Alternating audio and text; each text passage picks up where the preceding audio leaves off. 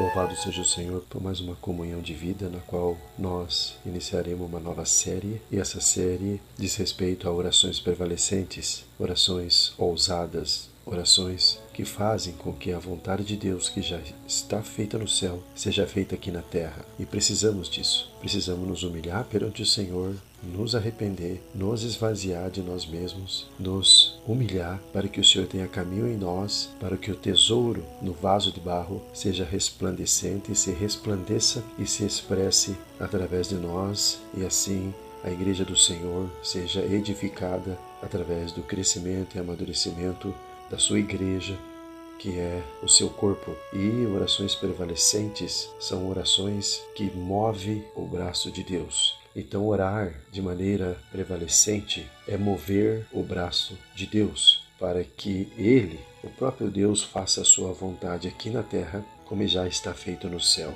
E o subtítulo é Tempo de Orar, porque, como nós sabemos, nós estamos na iminência da volta do Senhor. O Senhor está voltando e precisamos orar e vigiar para que não sejamos pegos de surpresa. Precisamos orar de forma que possamos fazer a vontade de Deus, trazer o seu reino à terra, subjugar o seu inimigo, e assim tantos quantos serem salvos para o reino de Deus. Ó cristão, oro para que você entenda que muitas comunhão nós tivemos nos vídeos anteriores. Você pode ver os pilares da fé cristã, você pode ver a questão da importância da Bíblia e também com relação à comunhão de vida. Agora falando sobre orações prevalecentes, nesse todo você precisa entender, cristão, que nós precisamos ter muita comunhão com o Senhor. São poucos aqueles que verdadeiramente conhecem o Senhor. Muitos, assim como Jó, era justo aos olhos de Deus. Ele orava, ele jejuava, mas ele era justo de acordo com a sua força, de acordo com a sua capacidade, de acordo com aquilo que ele conhecia de Deus. Mas no final, Jó disse assim, nós podemos ver lá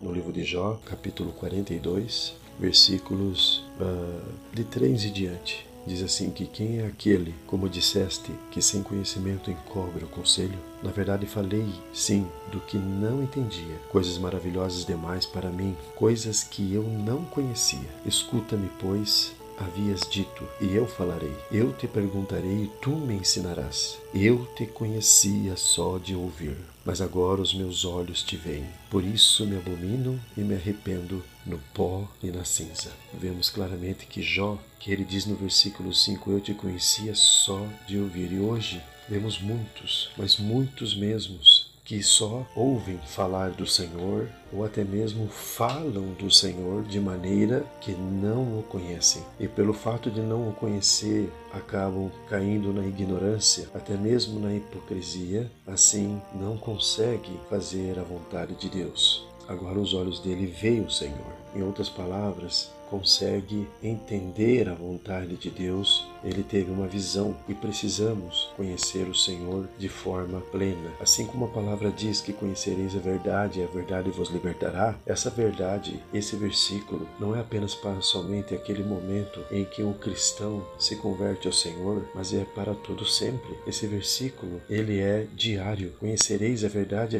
vos libertará. Esta verdade está contida na palavra e cada dia ao ir a palavra de Deus precisamos ser libertos. A verdade liberta. Há muitos temas na Bíblia, ou até mesmo muitas revelações que recebemos do Senhor, ou até mesmo conhecemos muitas porções da palavra que nós ouvimos e vemos escrito nela. Até dizemos que cremos, mas depois de alguns anos, após muita comunhão com o Senhor, quando você verdadeiramente, por causa da busca pelo seu nome e pela sua palavra, por causa da sua humildade, o Senhor vem e revela aquela mesma porção, mas de maneira plena. Assim, a vontade de Deus é revelada e você é apto para fazer a vontade de Deus. Assim, a revelação de Deus é revelada a você e você pode cumprir a vontade de Deus de maneira plena. Por isso, orações prevalecentes devem ser orações fundamentadas na palavra de Deus. A própria palavra de Deus é a nossa oração. Nós vemos no Salmos 51, na qual, na comunhão anterior, nós lemos e oramos, vemos o quanto nós precisamos nos arrepender, vemos o arrependimento de Davi pelo fato de ter possuído a mulher de Urias. Você pode ler depois depois lá por causa do tempo, né, lá em 2 Samuel capítulo 11 em diante, você percebe que Davi, após essa queda, e ele passeando pelo palácio, viu aquela mulher e queria para ele, mas ela era casada, e até mesmo deitou com ela e a engravidou. E com isso, pelo desespero, Davi acabou colocando seu marido na frente da guerra para que ele pudesse ser morto. Então nós vemos assim um coração totalmente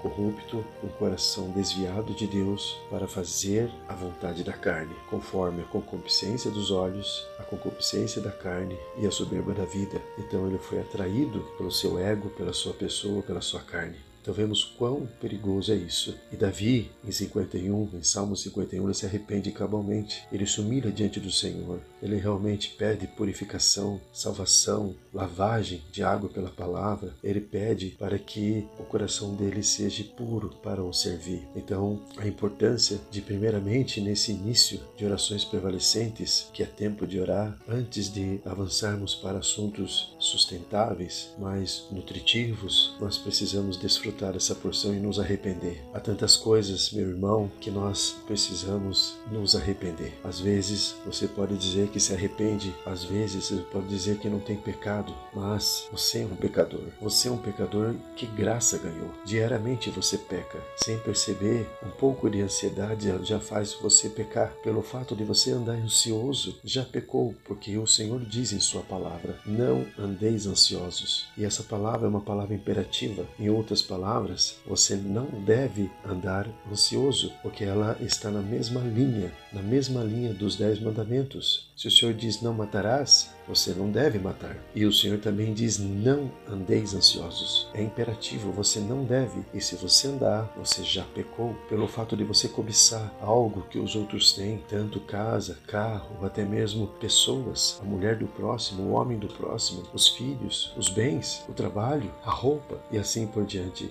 Uma cobiça talvez inconsciente, mas é pecado. Nós vemos até mesmo aqueles que devem para os outros. Você precisa sanar essas dívidas, você precisa ir diante do Senhor pedir misericórdia para que Ele conceda a você recursos para que você possa acertar com essas pessoas, até mesmo ir a essas pessoas, se arrepender e pedir perdão e que irá acertar essa conta ou irá devolver algo. Mas presta atenção, cristão, você precisa perceber que uma vez que você acordou com a pessoa, você deve cumprir. E uma vez que você não cumpre, você já está pecando. Então precisa ir diante do Senhor, precisa se arrepender, precisa colocar a tua casa em ordem, porque estamos na iminência da volta do Senhor. Por isso iniciamos essa comunhão com este Salmo 51. Leia ele, desfrute dele, se arrependa, humilhe-se perante o Senhor e veja o quão importante é este Salmo na tua vida. Que o Senhor tenha misericórdia da tua alma e possa salvá-lo enquanto há tempo. Estamos na era da graça e o Senhor é muito bondoso e nos concede o arrependimento. Por isso prossiga, não desista, por mais que você diga que não consegue. Se você dizer que não consegue, na verdade, você é alguém sem fé. Você precisa dizer que Deus é todo poderoso para mudar sua vida, mesmo na condição que você está nesse momento. Por isso, nesta comunhão, eu rogo ao Senhor e reivindico o senhorio em nome de Cristo na tua vida, para que você se levante e erga-se diante do Senhor para o louvar e o glorificar com um coração arrependido e humilhado perante o Senhor, para que Ele te cure, te salve e te conceda a visão para que você prossiga na vida divina de Deus. Ele te escolheu, Ele te curou, Ele te deu a vida para você e você deve se arrepender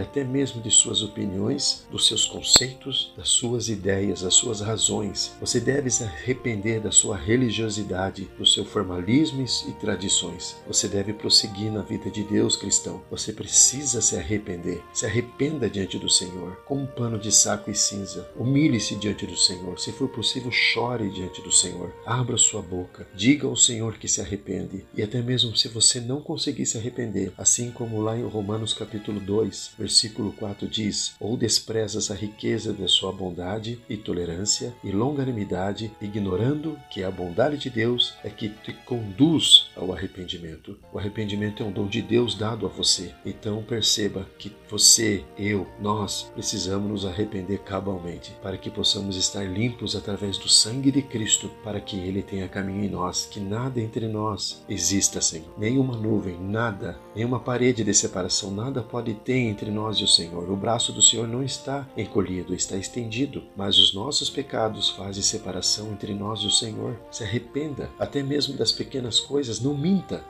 diante do Senhor, não minta diante dos homens, não esconda as coisas, porque mais cedo ou mais tarde tudo virá à tona. Por isso, esteja limpo diante do Senhor. Se arrependa. Mais uma vez eu repito, coloque sua casa em ordem, porque estamos na iminência da volta do Senhor. Que o Senhor tenha misericórdia da sua alma, que o Senhor tenha misericórdia da nossa alma e nos conceda um coração de arrependimento, em nome de Jesus Cristo, nosso Salvador, nosso Redentor, nosso alto refúgio. Graças ao Senhor. Que Deus te abençoe. Quem tem ouvidos ouça o que o Espírito diz às igrejas.